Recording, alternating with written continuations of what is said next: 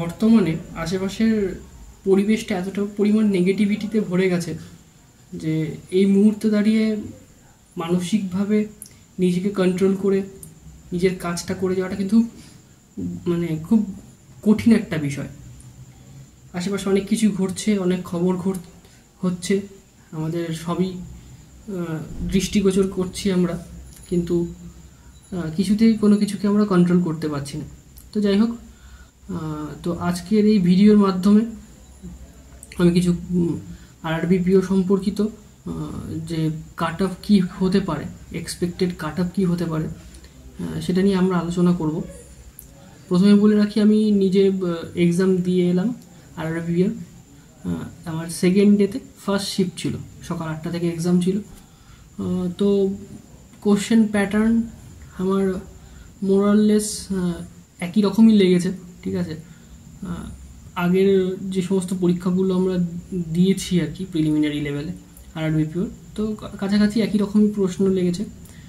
তো এখানে একটা ফ্যাক্টর যেটা কাজ করবে সেটা হচ্ছে টাইমিং ফ্যাক্টরটা, ঠিক আছে। তোমরা যাদের পেপার সবারই পেপার হয়ে গেছে, তো তোমরা তো জানোই যে রিজনিংয়ের জন্য 25 মিনিট বরাদ্দ করা হয়েছিল এবং কোয়ান্টিটিভ অ্যাপটিটিউডের জন্য 20 মিনিট ছিল। তো প্রথমে বলে রাখি, আমি এক্সাম যখন দিই আর কি, আমার খুব একটা প্র্যাকটিসের মধ্যে আমি ছিলাম না।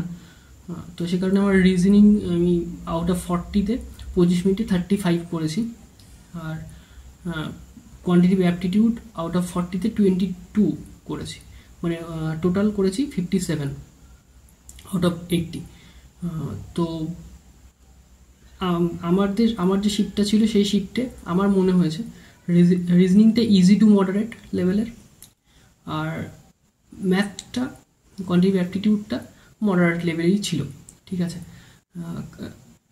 ম্যাথের কিছু পোর্শনে একটু ক্যালকুলেটিভ ছিল এবং অ্যারিথমেটিকগুলো যে খুব সহজেই হয়ে যাচ্ছে এমনটা নয়, ঠিক আছে। তো এই ব্যাপারগুলো কাজ করেছে, ঠিক আছে। আরও অন্যান্য শিফটের আমি দেখেছি আর কি, যাদের এক্সাম ছিল তাদের কাছ থেকেও শুনতে পেয়েছি যে মোটামুটি প্রত্যেকটা শিফটেই কিছু না কিছু রিজনিংয়ের কিছু পোর্শন হয়তো ইজি ছিল, রিজনিংটা ইজি, ম্যাথটা হয়তো সেক্ষেত্রে বেশিরভাগ শিফটের ক্ষেত্রে ম্যাথটা একটু কিন্তু টাফ ছিল, এবং যেহেতু টাইমটাও সেখানে কম 20 মিনিট ছিল, তো সেক্ষেত্রে ম্যাথের কিন্তু অ্যাটেম্পটা বেশিরভাগেরই ক্ষেত্রে কিন্তু কম অ্যাটেম্প্ট হয়েছে। তো যারা রিজনিং এবং ম্যাথ দুটো মিলিয়ে আউট অফ 80-তে 50+ অ্যাটেম্প্ট করেছো, ঠিক আছে, উইথ অ্যাকিউরেসিটা অবশ্যই থাকতে হবে, শুধুমাত্র অ্যাটেম্প্ট তো নয়, অ্যাকিউরেসিটাও যাদের রয়েছে তাদের ক্ষেত্রে আমি বলবো তোমরা কিন্তু মেন্সের জন্য পড়াশোনাটা শুরু করে দাও। শুনলে তোমরা হয়তো অবাক হবে যে কী বলছে, কিন্তু আমি বলবো যাদের 50+ অ্যাটেম্প্ট আছে তারা কিন্তু মেন্সের জন্য পড়ো। যদি তোমাদের অ্যাকিউরেসি ঠিক থাকে তাহলে কিন্তু তোমাদের একটা কোয়ালিফাই করার কিন্তু একটা চান্সেস আছে। তো এবার কাট অফের কথা বলি, যেটার জন্য এই ভিডিওটা তৈরি করা। আগের বছরের যদি আমরা প্রিভিয়াস ইয়ারের যদি কাট অফটা দেখি, তো আমরা 53 পয়েন্ট সামথিং কিছু একটা জেনারেলের কাট অফ ছিল। তো আমি বলবো জেনারেল আর ওবিসি ক্যাটাগরির কিন্তু কাট অফ আনরিজার্ভড আর ওবিসির কিন্তু কাট অফ একই থাকবে, ঠিক আছে। এসসি এসটি রিজার্ভ ক্যাটাগরি যেগুলো থাকছে সেক্ষেত্রে কিন্তু কাট অফগুলো যেরকম কম হয় সেরকমই থাকবে। তো আমার মনে হচ্ছে, এটা সম্পূর্ণ আমার মত, এবং এর বেশি খুব একটা কাট অফ যাবে না, ঠিক আছে।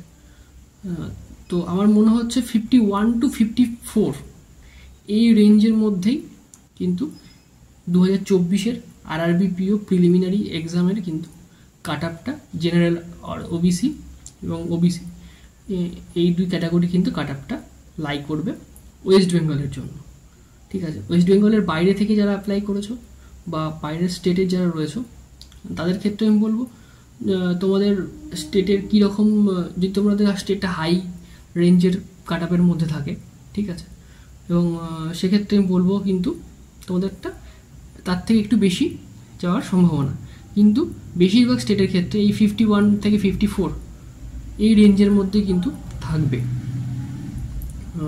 তো যারা 50+ অ্যাটেম্প্ট করেছো উইথ অ্যাকিউরেসি, বারবার কিন্তু আমি বলছি অ্যাকিউরেসির কথাটা, যদি অ্যাকিউরেসি তোমাদের ভালো থাকে এবং 50+ যদি অ্যাটেম্প্ট হয়, ঠিক আছে, তোমাদের কিন্তু প্রিলিমিনারি পাস করার একটা বিশাল বড় চান্সেস রয়েছে। ঠিক আছে, তোমরা অবশ্যই মেন্সের জন্য প্রিপারেশন শুরু করে দাও। আরআরবি পিওতে এবং আরআরবি ক্লার্ক দুটোর ক্ষেত্রেই কিন্তু তোমাদের মেন্সে তোমরা জানো কম্পিউটার একটা পোর্শন আছে, তো কম্পিউটারটা কিন্তু তোমাদেরকে এবার পড়া শুরু করে দিতে হবে। যারা অ্যাটেম্প্ট করেছো এরকম তারা কিন্তু অবশ্যই পড়াশোনা শুরু করে দাও, কারণ মেন্সের ডেট খুব একটা দেরি নেই, সেপ্টেম্বর মাসের 29 তারিখ। তো সেক্ষেত্রে তোমরা তোমাদের মেন্সের জন্য প্রিপারেশন শুরু করে দাও।